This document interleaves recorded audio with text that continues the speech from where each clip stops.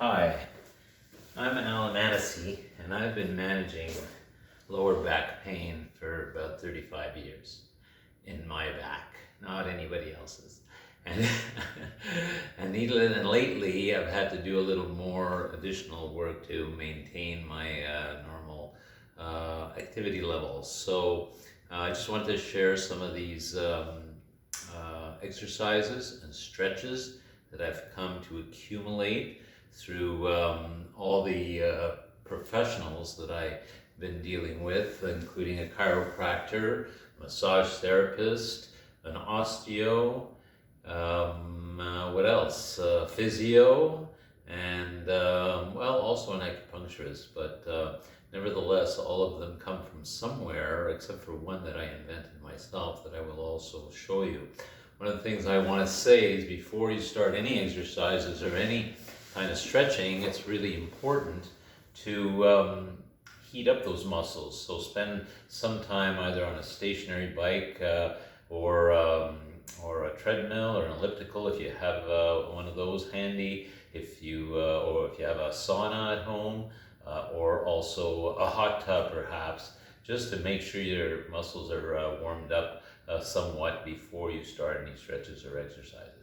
I'm by no means a professional. I'm not a doctor. I'm not a physio. I'm none of the above. I did have a personal training certification about 100 years ago, but other than that, all of these things are just suggestions that you might want to use. Remember that if something hurts, don't do it. Because the different bodies with different ailments have different requirements. These are just some of the things that have worked for me over time, and more recently have been effective in, again, managing my pain, giving me more flexibility, and being able to continue to play hockey. So let's start with the first ones that I picked up, and it was suggested that these be done at bedtime before bed every night, but it doesn't really matter when you do them. It's not a bad one to do, but there are two of them that I saw online at one point, and it starts by, putting your leg up as far as you can, and then pivoting your foot, right? So you can point your toe and bring it back, your toe and bring it back, and you'll feel it right in the lower back muscles when you do this. So I do about 15 of these on each leg, and it really helps me. I do it at night before going to bed, unless I'm too lazy that day, and I'll do them the next day instead during the day. Okay, and I found that as I do them, I start to pull my leg higher and higher, because at first it's a little stiff and it doesn't come up as high, and so every time I move it, I just pull it up a little bit more as the hamstring stretches and the glute stretches a little bit. So this is pretty good exercise. Toe, point your toe, bring it back all the way. Do, I don't know, as many as you like. I do, like, say, about 15 from each leg of this. I found it to be really helpful. Another one that works seems to be having some positive effect is this one. I don't know what any of these are called, but you get your knees up and your feet up, and then you drop one down one at a time. And it has a very special effect on the lower back. I don't know why, but it really does. It has something to do with moving the fluid around down there, and just, using muscles that you may not normally be using under normal walking or sitting or standing. And perhaps, so I only do about 10 on each leg of this, so count to 20 usually gets me there. Next one, then, when you follow this up, there's a bit of a stretch that has to do with your back. And again, be careful. If this hurts, don't do it. But just put your knees all the way to one side, and then turn your head and your upper torso as far over to the opposite side as you can. And keep that there for count of 30 to 40. Normal stretches are usually said to be for 30, count of 30, but I always count too fast, so I always go to 40 just to make sure that I've got it covered, because anything less than that will be ineffective. In fact, there's some physios and chiros that will say that it should be at least 1 minute stretch for it to be to have any value. But I don't have patience for that, so I go to a count of 40, and seems to work pretty good. So now I'm just going to go over to the other side and have a count of 40. My knees all the way down, and then turn my head and my torso as far as I can to the opposite side. 2, 3, 4, 5, 6, 8, 11,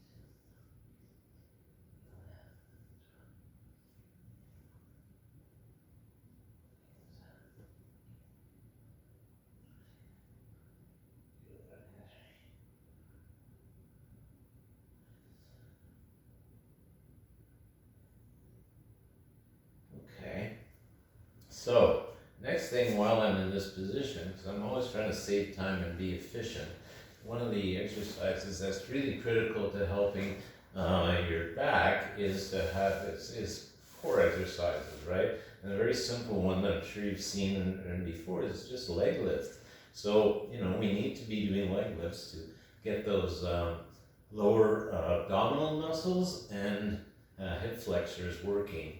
And so I found this one to help me a lot if I do them regularly as well. Again, I never overdo anything. It's kind of like my strength and my weakness, right? Because it's my strength because I'm not overdoing anything. I don't skip exercise days. But on the other hand, it's not as effective unless you do more. So I usually do 20 of these. Now, when I first started, I was doing 2. I do 20 now, and it really seems to be helping my lower back. Okay. Next, there's this, what do we call this, a cobra, some kind there, where we just do, or we call them fake push-ups, right? And this is really, really good. Got this from a physio, and do about 25 or 30 of these, and I found that that's really, really been helpful.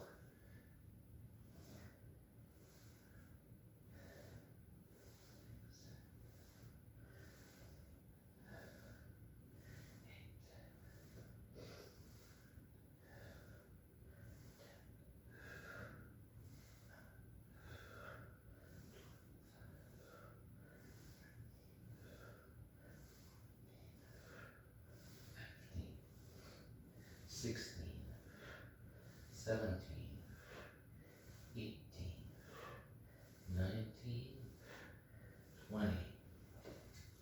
Okay. Now, it's getting pretty warmed up here, so I'm going to take the sweater off and continue to show you a few more of these exercises.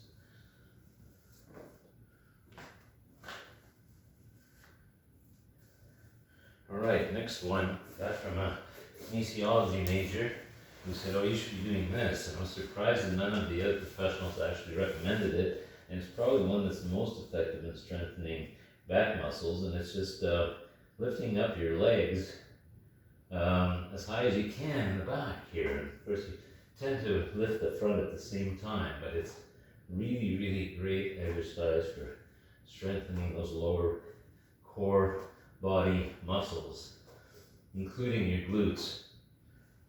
If you're a skater, it's going to improve your skating.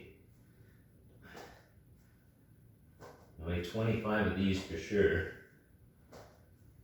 I won't do them because I want to keep the time of this video a little shorter than doing all the exercises. I'm going to finish them off later on. Okay? Now, then there's the stretch that I don't know what it's called, but you've probably seen this before. Some people said it's a pigeon stretch or something like that.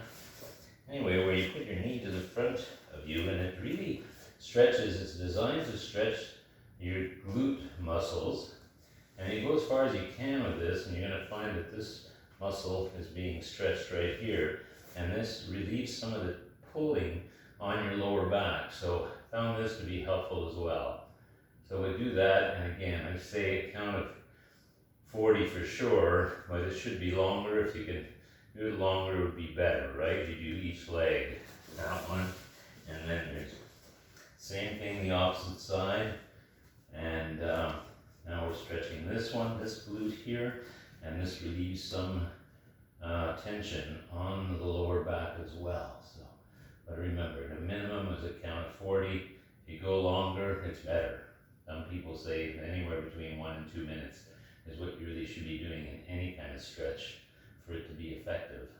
So use your judgment on that. Let's see, I think these are the only ones I've got on the floor. I do some other exercises as well, but they're mostly to improve my hip strength, which, as we know, everything's tied together, right? Whether it's in the hips and all those joints and lower back, it's all part of the same body, so every little bit helps. So last but not least, I'm going to move away from the camera to show you that these the last couple that I do. In order, actually, I'm just going to move this up so you can see me, because it's mostly upper body these exercises. So, you know, you put your hands on the top of your glutes, your buttocks, and then just bend back. Keep your head as straight as you can with your back, you know, without tilting it forward. And then you come back to the neutral position. So go back as far as you can, and then come back to the neutral position. And back to the neutral position. Okay? I'm going to turn sideways so you may better see the move. Okay? Now I do these every single day. I find them to be very, very effective. And if you don't do 25 of these, you won't get almost any effect. As soon as you get past about 25, you can start to notice a real difference and an almost immediate release and reduction of pain when you do 25 of these. Okay. Next one I'm going to show you, this one I invented, and it came by accident, and it's a long story, but you put your 2 feet together.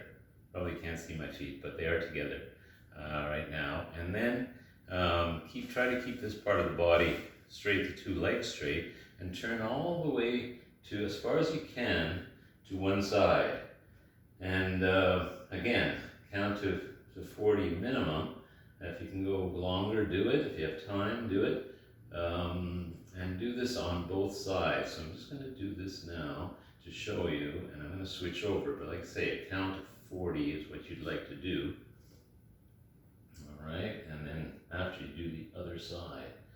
And I found this to be also helpful. So it's all these things together. And if you have any yoga in your background, you've probably heard of the downward dog. And I like to do that at the end of all my exercises so as to get that extra little stretch.